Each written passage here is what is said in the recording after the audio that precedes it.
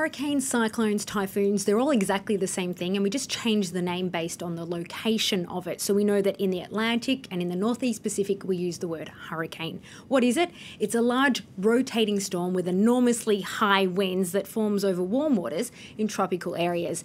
Now, we keep hearing this talk of a Category 5 because there's a whole system of classification for the severity. But what does it mean? Where does it come from?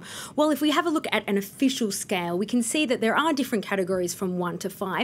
Anything above 209 kilometres per hour is considered catastrophic. Now, let me remind you, what we're seeing here with Hurricane Irma is in the realms of 295 kilometres per hour, so well into that worst catastrophic category. And in fact, weather experts have expressed concern that it's so powerful that it's registering on devices that are typically used to measure earthquakes. How rare is it to see a hurricane this powerful? It's extremely rare. As we've been hearing, it is the most powerful Atlantic Ocean hurricane in recorded history.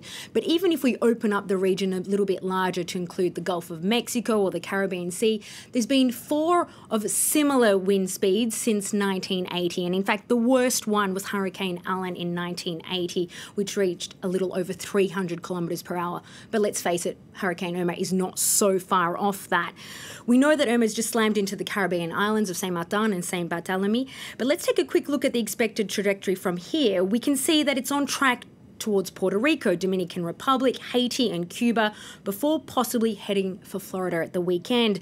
Puerto Rico is among the next in line with expected time of arrival around 2 p.m. local time, so around 7 or 8 hours from now. A state of emergency has been announced there.